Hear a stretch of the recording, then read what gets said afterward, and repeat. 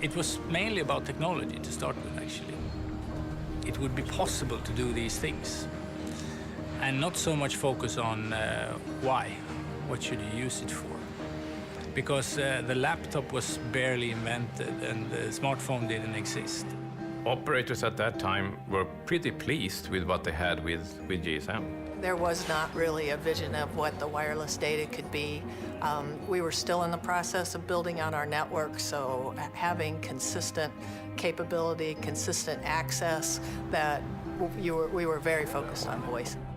The view that data is important has always been there. What it should be used for, we didn't have any clue, really. This is a cork that we popped when IS-99 was published, and that represented the first data service on CDMA. In April of '94, I'm reading on the cork here. When it started what we today maybe call mobile broadband and mobile data, it was when I started working with the 3G standardization. And that was back in fact, in 1991. This will not happen. It takes 10 years before you get feedback, really. And see if somebody buys it. That's, then you have to maybe be a little bit crazy. Because we had to convince people everywhere in regulation and everywhere that this was something that could actually be big, and that it was possible. And the more people you got on board, the more momentum you got, and you got an internal momentum, and you got an external momentum, and started to build a vision. It was really exciting. The internet came around at that time. Will internet be good enough to build a communication service on, or is, because that was not obvious. Now it sort of sounds like a stupid question. So then, of course, we realized that this is going to be a big thing. You start to realize these amazing capabilities of wireless connectivity that you could never do before. And so that's a very, very exciting time. When we first started looking at data, we first started to look at it really seriously in the mid-90s, is when we thought it was going to really start to take off. But what we found was there were three components that were really important to have in place to have mobile data work. Those components were obviously a network that had the capability of connecting for speed and capacity.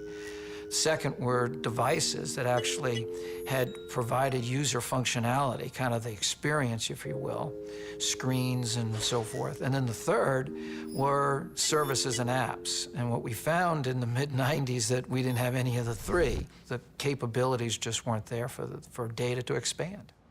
The first time when you really started to talk about mobile broadband was when we started to look at 3G, or IMT 2000, that it was defined by ITU. Somebody said 3G is going to be significant. You're really going to bet on it. And I said, what is it? And they said, girls, games, and gambling. Then everybody spoke about VAP back then. So everybody was talking about it. Everybody was seeing the future in it, but nobody was using it. And there weren't any WAP phones. So the abbreviation was, where are the phones?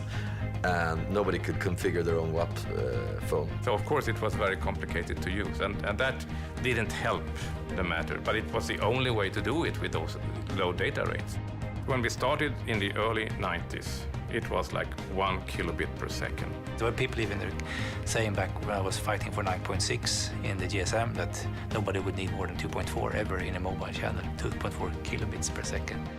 But we always felt that it's never fast enough, it's never fast enough, it's never fast enough. And then you start to understand that nothing's fast enough. You always need to go faster.